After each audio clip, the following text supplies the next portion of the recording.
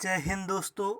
आज दोस्तों भारतीय संविधान की ऐतिहासिक पृष्ठभूमि पर हम लोग प्रकाश डालते हैं दोस्तों। तो बात करते हैं दोस्तों संविधान। संविधान लैटिन भाषा का शब्द है दोस्तों। संविधान किस भाषा का शब्द है? लैटिन भाषा का शब्द है। ठीक है दोस्तों। किसी देश, अब संविधान दोस्तों लैटिन भाषा का शब्द है।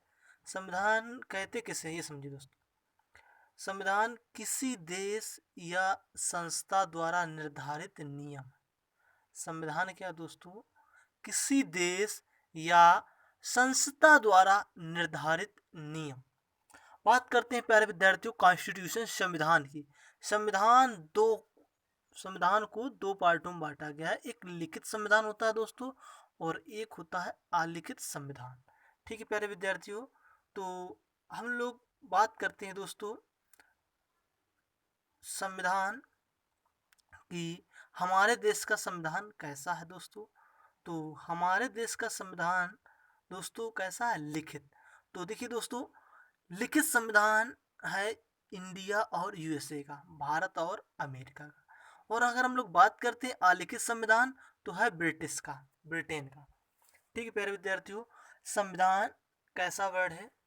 तो हमने आपको बताया दोस्तों लैटिन भाषा का शब्द है। और संविधान दो प्रकार का होता है, लिखित और अलिखित।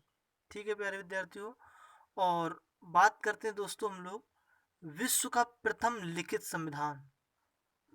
विश्व का प्रथम लिखित संविधान किसका है? यूएसए का। विश्व का प्रथम लिखित संविधान दोस्तों है यूएसए का, अमेरिका का। ठीक है।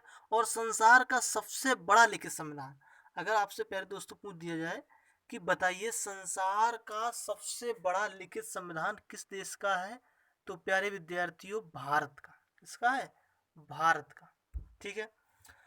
अब प्यारे विद्यार्थियों हम लोग बात करेंगे कि भारत में ब्रिटिश ईस्ट इंडिया कंपनी आई। और दोस्तों जब भारत में ब्रिटिश ईस्ट इंडिया कंपनी नहीं आई थी तब भारत का विश्व की आर्थिक में 23% भागीदार था। ठीक है। लेकिन ईस्ट इंडिया कंपनी जाने के बाद दोस्तों भारत 4% ही बचा। विश्व आर्थिक स्थिति में दोस्तों भारत का योगदान कितना बचा? 4%। ठीक है। तो अब हम लोग बात करते हैं प्यारे विद्यार्थियों संविधान में भारत में ईस्ट इंडिया कंपनी। भारत में ईस्ट इंडिया कंपनी जिसे हम लोग दोस्तों भी शार्ट में बोलेंगे EIC, ईस्ट इंडिया कंपनी, सी कंपनी के रूप में व्यापार करने लगे। भारत में ब्रिटिश 1600 ईस्वी में ईस्ट इंडिया कंपनी के रूप में व्यापार करने लगे।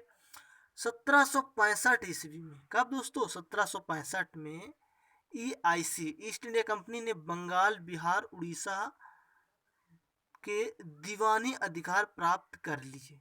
दोस्तों दीवानी अधिकार क्या होता है? अंडरलाइन की हुई है दोस्तों हमने। दीवानी अधिकार मतलब राजस्व एवं दीवानी न्याय।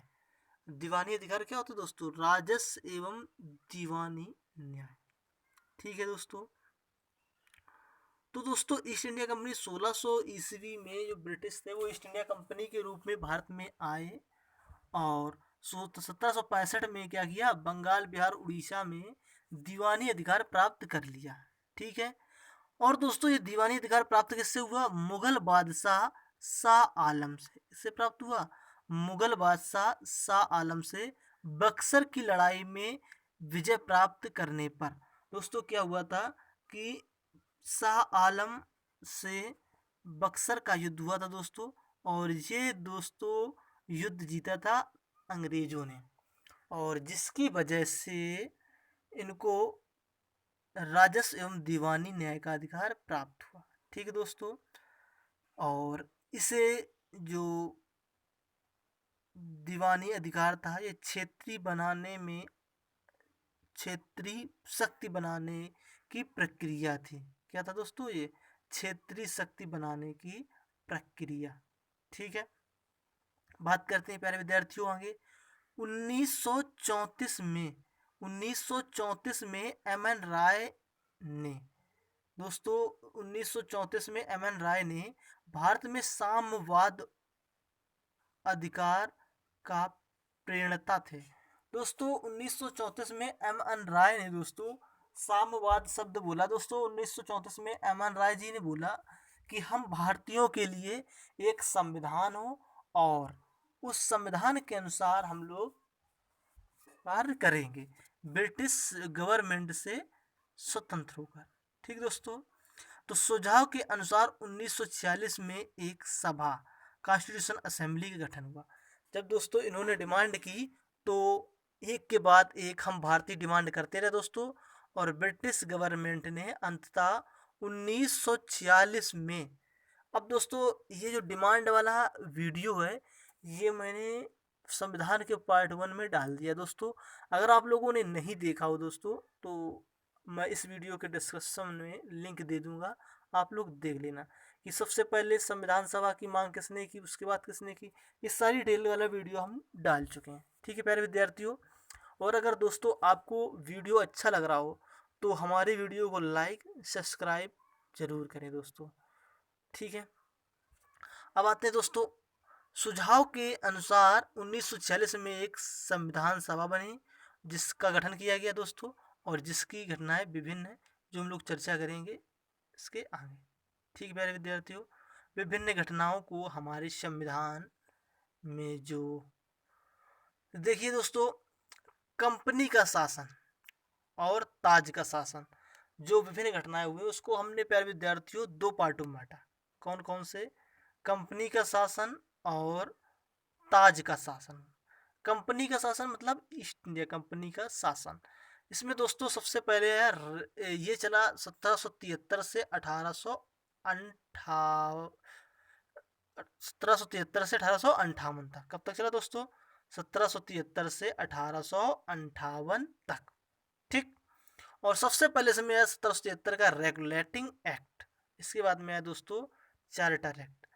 और अगर हम लोग बात करते हैं प्यारे विद्यार्थियों कि जो आपका ताज का शासन चला उसमें क्या हुआ दोस्तों, तो ताज के शासन में दोस्तों क्या हुआ, जब ईस्ट इंडिया कंपनी भारत में शासन कर रही थी तो ब्रिटिश गवर्नमेंट ने क्या किया था, अपना शासन प्रारंभ कर दिया था, जिसे ताज का शासन या राउंड का शासन बोला जाता है। ये चला दोस्तों 1858 से 1947 तक। 1858 से 1947 तक चला था। ठीक है प्यारे विद्यार्थियों, और अगर हम लोग बात करते हैं कि ईस्ट इंडिया कंपनी के शासन में कौन कौन से एक्ट आए, तो प्यारे विद्यार्थियों सबसे पहले आया 1773 का रेगुलेटिंग एक्ट, फिर आया पिट्स इंडिया एक्ट 1784, फिर आया चार्टर अधिनियम 1793, चार्टर अधिनियम 1813, चार्टर अधिनियम 1833 और चार्टर अधिनियम 1853। ठीक है प्यारे विद्यार्थियों, और अगर हम लोग बात करें प्यारे विद्यार्थियों कि ताज का शासन या ब्रिटिश क्राउन के शासन में कौन कौन से आया, तो 1858 का भारत शासन अधिनियम, और भारत दोस्तों कौन कौन से आए, भारत शासन एक्ट 1947, भारत शासन अधिनियम 1935, ये सारे दोस्तों आए थे ब्रिटिश क्राउन के अंतर्गत। ठीक है प्यारे विद्यार्थियों, और इन एक्टों के बारे में डिटेल से चर्चा करेंगे हम लोग प्यारे विद्यार्थियों अगली वीडियो में। ठीक है प्यारे विद्यार्थियों, अगर दोस्तों मेरा वीडियो अच्छा लगे तो लाइक करें, सब्सक्राइब करें और शेयर करें अपने दोस्तों के साथ। जय हिंद।